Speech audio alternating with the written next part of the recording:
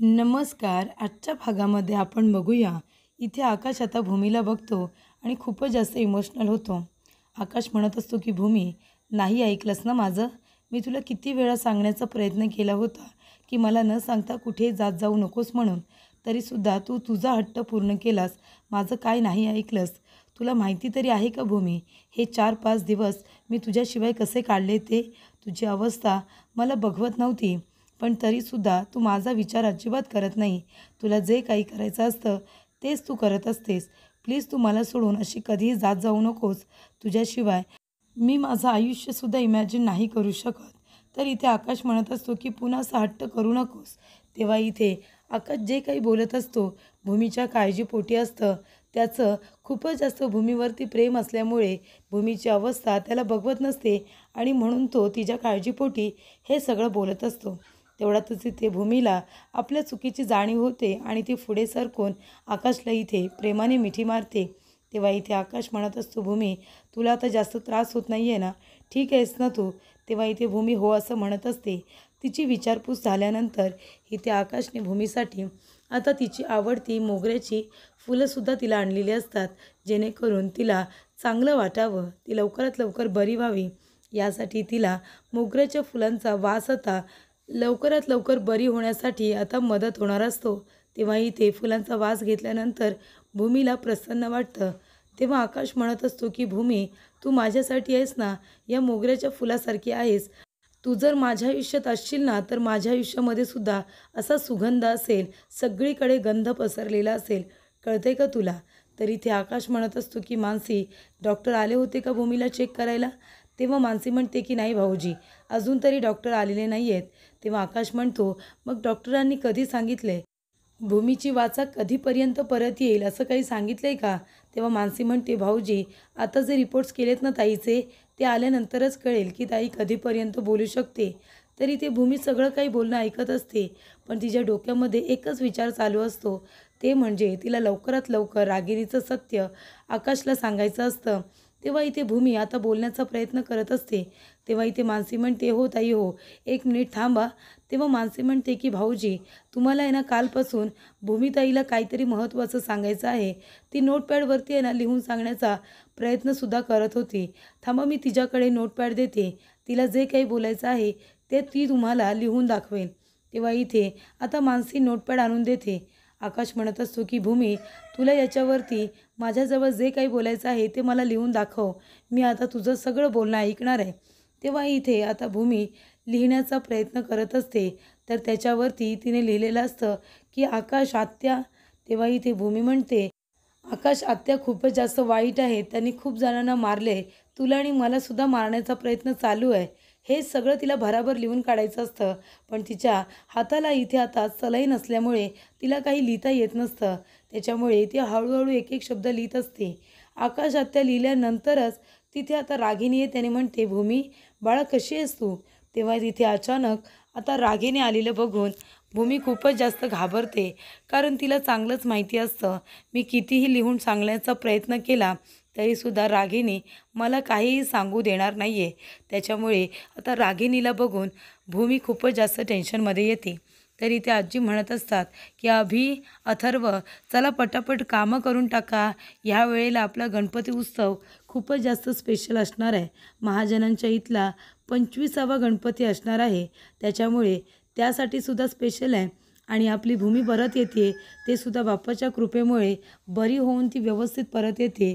त्याच्यामुळे सुद्धा खूपच जास्त स्पेशल गणपती आहे यावेळचा. म्हणून सजावट, सगळी कामं अगदी व्यवस्थित आणि चोख पार पडली पाहिजे. यासाठी आपण सगळ्यांनी मेहनत करायची आहे.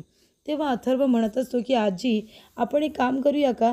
बाप्पाच्या मागे छान असा आरसा तयार करूया. तेव्हा इथे अभि म्हणत असतो, आरसा वगैरे नको, ते सगळं नंतर करूया. आधी डेकोरेशन तर करू घेऊया.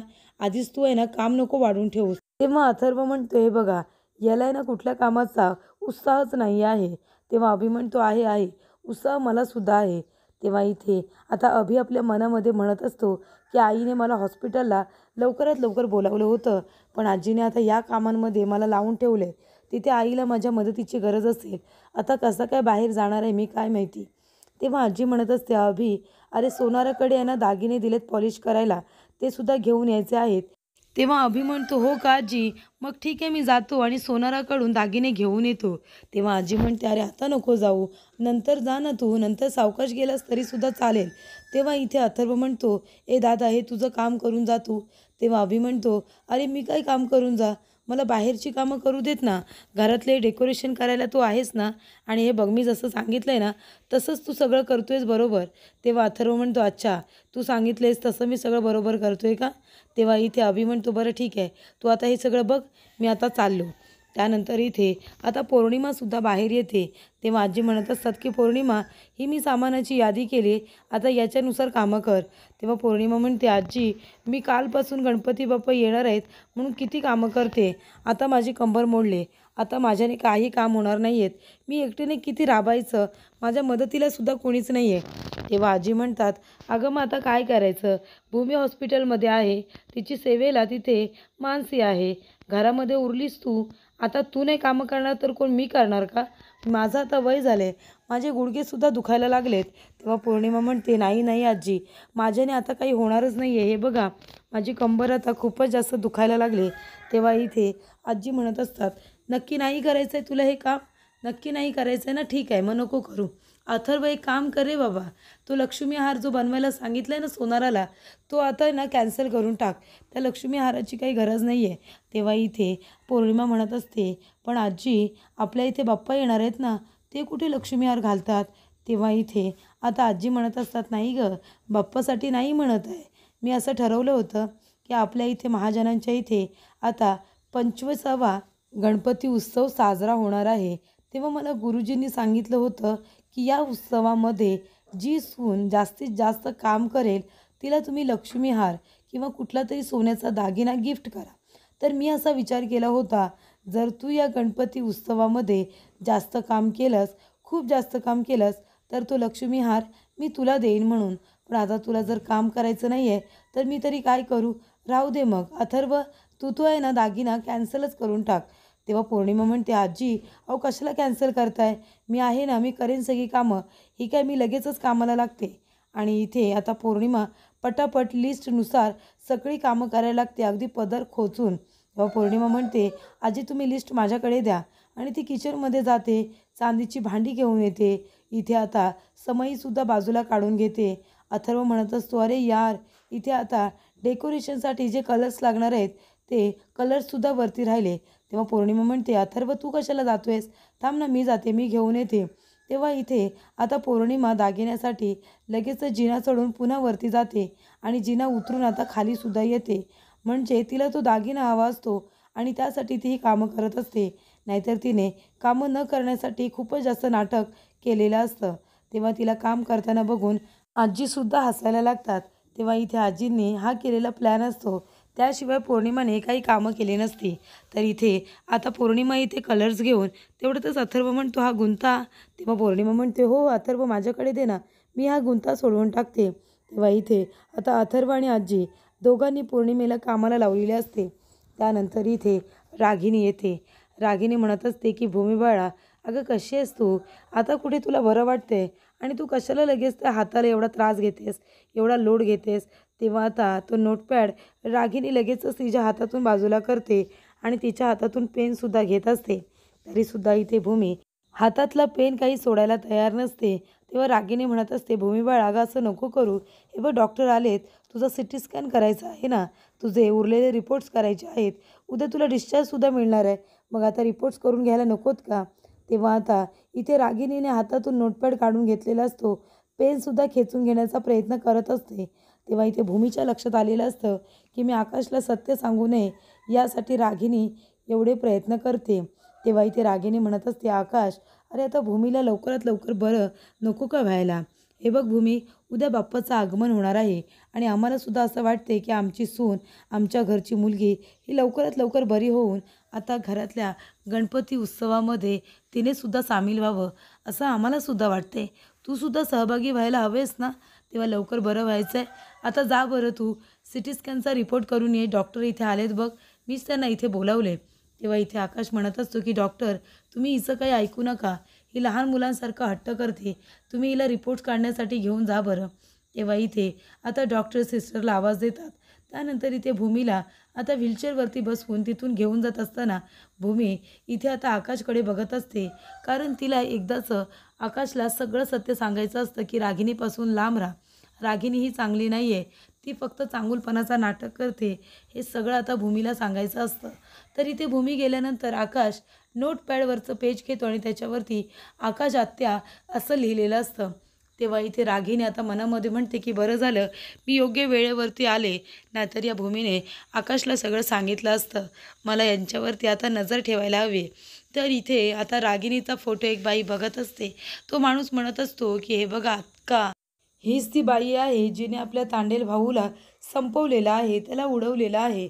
तेव्हा इथे आता तांडेलची बायको सुरेखा तिचा फोटो बघत असते आणि ती म्हणत असते की हे रागिनी पटवर्धन, तू माझ्या नवऱ्याला मारलंस ना, तू त्याला तर मारलंस, पण मला तू बाकी ठेवून खूप मोठी चुकी केलीस. मला जिवंत ठेवून तू चुकी केलीस.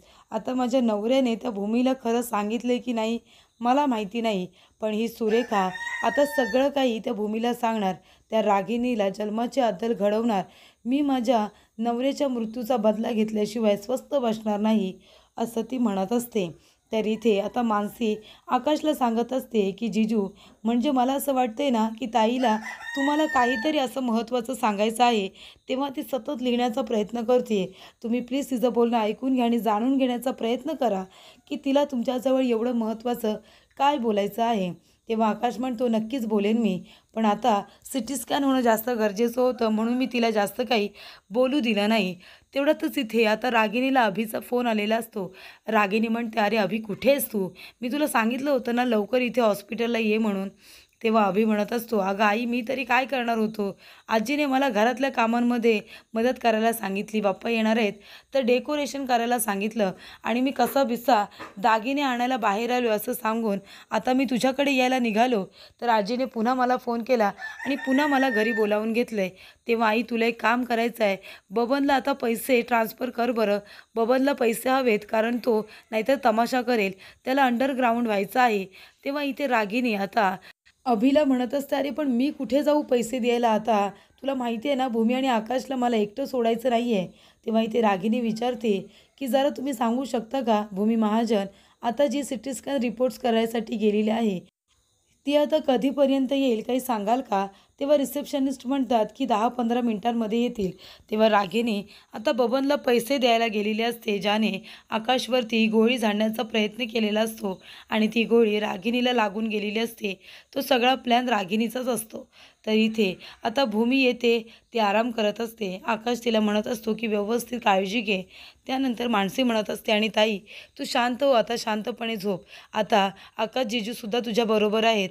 आता माझा नवरा कुठे आहे, काय करत असेल, कसा असेल, ही काळजी तुला लागायला नको. तरीसुद्धा इथे आता भूमी पुन्हा नोटपॅड मागते. तेव्हा आकाश म्हणतो, हां तुला काहीतरी बोलायचं आहे ना? तेव्हा इथे आता भूमी पुढचे 2 शब्द लिहिते आणि ते शब्द असतात की बॉम्ब ब्लास्ट. बॉम्ब ब्लास्ट शब्द असतात. त्यानंतर रागिनी आता आलेली असते. रागिनी म्हणते, अरे देवा, हे दोघंजणं कुठे गेले? भूमीचे टेस्ट झाले की काय? भूमी आणि आकाश आतमध्ये तर नसतील ना? तेवढ्यातच इथे आकाश आणि मानसी दोघंजणं बाहेर येतात.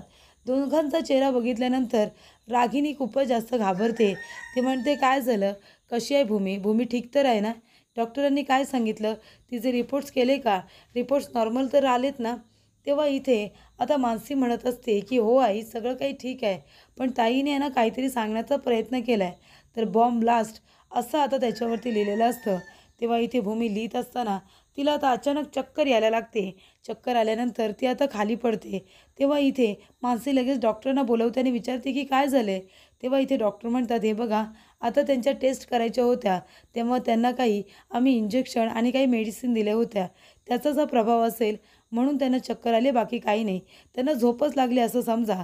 तेव्हा आता त्यांना शुद्ध उद्या सकाळी येईल, तोपर्यंत त्यांना उठवण्याचा प्रयत्न करू नका, असं डॉक्टरांनी सांगितलेलं असतं. तेव्हा इथे रागिनीच्या अजिबात जीव येतो.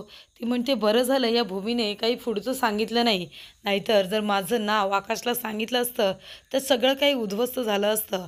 आता मला काही करून या दोघांना एकमेकांपासून वेगळं ठेवायला पाहिजे.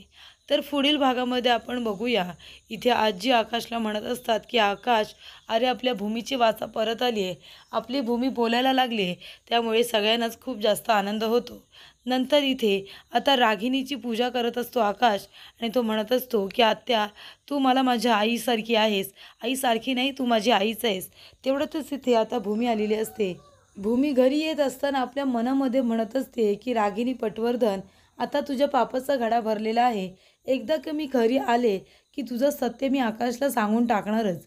तर इथे भूमी आल्यानंतर बघते तर काय, आकाश रागिनीच्या पायांची पूजा करत असतो. तेव्हा आकाश म्हणत असतो की भूमी, तुला माहिती आहे का, माझ्यावरती येणारा घाव आत्याने स्वतः झेललेला आहे. तिने माझा जीव वाचवला.